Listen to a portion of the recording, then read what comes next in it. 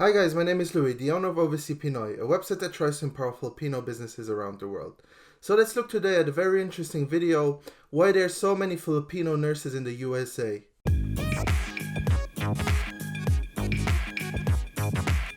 Immigrants, we get the job done, or so the song goes. So we all know that when it comes to labor, the United States loves immigrants. And one of the most unique stories...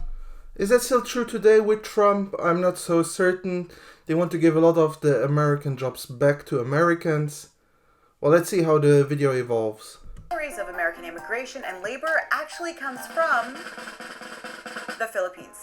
In particular, it's the story of Filipino women who became nurses throughout the country's hospitals. Hey guys, I'm Sana. This is AJ Plus, Hello, and Sana. this Sunday I want to talk a bit about why there are so many Filipino nurses in the United States and what that says about the history of Filipino Americans and Filipino labor. Really interested. I know there's a lot of Filipino nurses out there, especially in the US and in Australia. I know there were special deals being done between countries to bring them over to the US or Australia. But let's continue watching this video.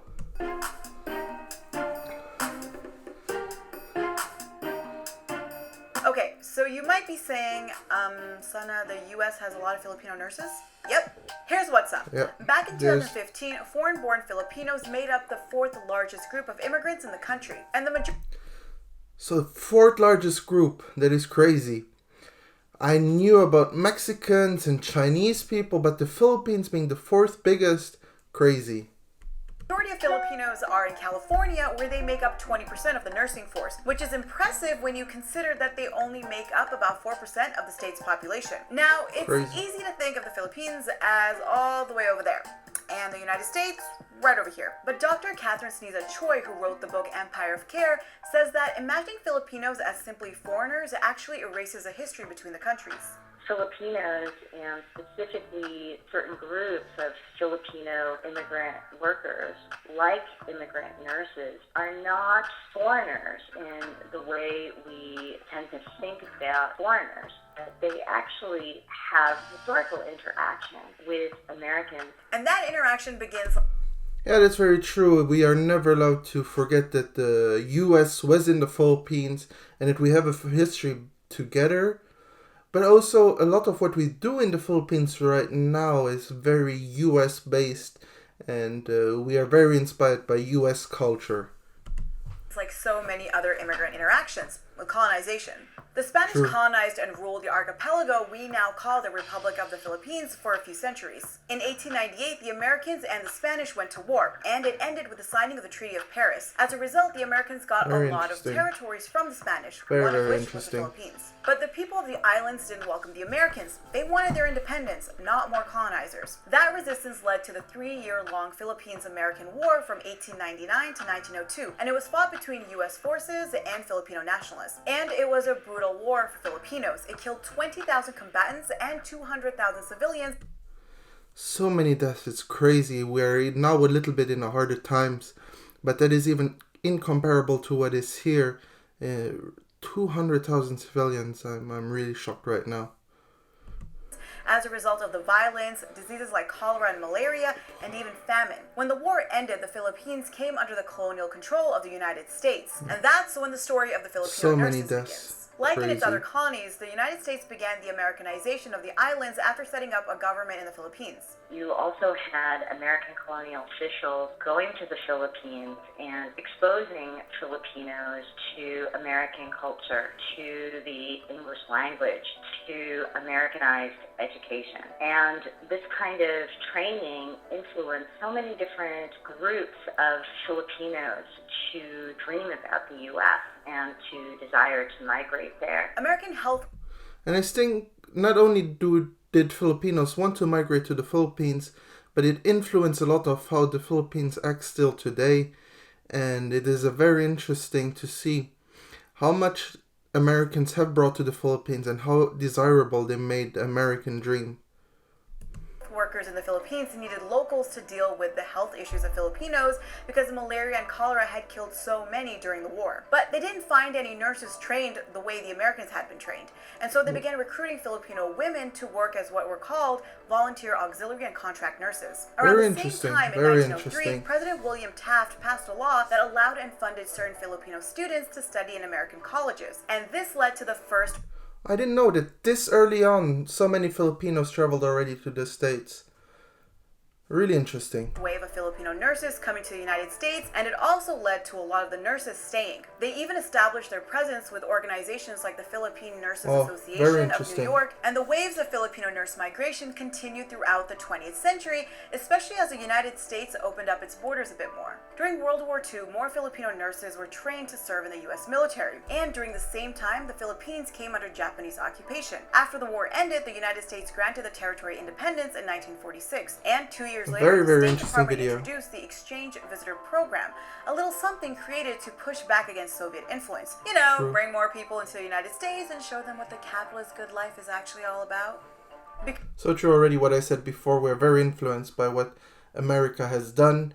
It is very interesting to see that we have been in two waves going to the Philippines, one time before World War II, then during World War II, and I'm certain we will talk soon about a third wave after World War II.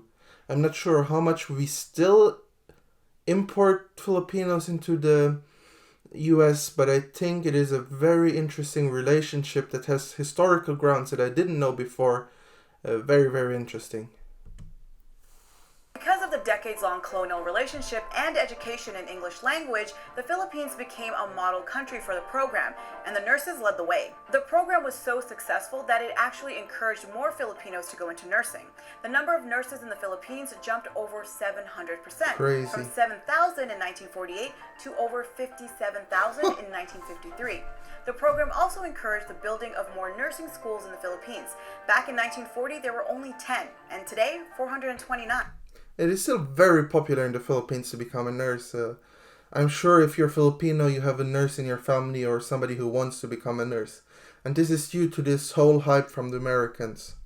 That program, in addition to the 1965 Immigration Act, opened up the borders even more for educated Filipinos. And so by 1973, we end up seeing over 12,000 Filipino nurses immigrate to the United States. But I gotta mention this, it wasn't just because of American immigration policies that so many Filipinos were migrating to the US. In the 1970s, with President Ferdinand Marcos, who ruled under martial law, a policy of labor export was introduced. The whole idea behind the export of labor was that Filipinos would travel abroad on work contracts, make money, send it back home, and thus help a struggling economy. That is something that is so very popular today, that Filipinos leave their country and take care of their family in that way, sending money back home. Which I agree and disagree with. I would really like to see more businesses being created in the Philippines and create a sustainable economy in the Philippines. I see that we're going towards that, but I think we could push that even more. An agency that directly provided migrant labor to foreign governments and companies. That policy pretty much made the Philippines one of the top exporters of labor. I mean, check this. About 10% of all Filipinos are foreign workers. That's around 10 million people in around 170 different countries. So there will be 10 million people who are overseas Pinoys, OFWs. That is amazing. 10 million people. And not everybody has become a nurse. There's a lot of business owners in there, restaurant owners. And that is what we're all about again. Some self-promotion here. We have a website that was created to empower Filipino businesses around the world, where we have an interactive map to help you find Filipino-owned businesses. So I hope you check that out. The link will be down in the bio or description. Countries. And did the policy of exporting labor actually work for the economy? Well, for decades, the Philippines has been one of the top 5 recipients of money transfers from migrant labor. Shout out to Western Union. Not sponsored. Take, for instance, how in 2015, over 3 million Filipinos left the country to work abroad. They sent back $28.5 billion, which made up about a tenth of the Philippines' total GDP. So exported labor is a big deal for the Philippines, and it really does get to the heart of the Filipino immigrant experience, whether in a country like Saudi Arabia or in the United States. And it's equally important to note that despite the so-called success of the export of Filipino labor, it's come with a lot of sacrifice, struggle, and vulnerability. Take, for example, Filipino nurses here in the United States who are professionals but still face discrimination. The That's so vulnerability of being immigrant nurses can also be connected to being exploited by being assigned sometimes the most undesirable kinds of work on the nursing floor, or being... So a lot of Filipino nurses are being discriminated, and I'm really sad to hear that, especially in this time now, where everybody's working towards a better world and everybody's helping each other. And I hope this moment we will realize how important nurses are and that they really help us. And guys, if there's anybody in your family who is a nurse, just give them at this moment a word of encouragement. They're working towards a better world, and they're helping us daily just to become better. And guys, again, just go out and show some love to a nurse out there. Assigned on the most undesirable shifts. Unfortunately, they are not the kinds of challenges we often think about in the United States that these women would have because they are professional immigrant workers. But even though exported or imported labor is central to Filipino migration, especially to the United States, that's not the only part of the Filipino immigrant experience. In the United States, Filipinos, both citizens and immigrants, have used their experiences to fight for workers' rights. In fact, one of the biggest labor movements in the United States was sparked by Filipino laborers. In 1965, Filipino grape farm workers in Delano, California went on strike against poor working conditions and low wages. Farm workers across the country joined in on the strike, which eventually led to an international boycott of grapes. Very interesting. The 5-year strike ended with a major win for the farm workers. They got union contracts that protected them. So Filipinos, immigrants, and citizens have been and remain a central part of the U.S.'s social fabric. Very interesting. They've not only provided labor in industries that needed it the most, but at times have also protected it. So we just covered Filipino nurses in the United States, and we've also talked in the past about Indian Americans in the motel industry. What are some other communities, immigrant communities? So this was a very interesting video we watched together about the Filipino nurses in the US. It is something I have learned a lot right now. I didn't know about this early moves towards an Americanized Philippines, but also not that they encourage Filipinos to come to the US and learn about nursing and schooling and English. We have been harmed by America, yes, absolutely. So many deaths are because of them. But in some way we can also thank them of how educated and how well English spoken we are. Guys, I hope you enjoy what I create. Go out there and thank a nurse for their service. It is really great what they're doing all right now. And like and comment this video. I really appreciate it.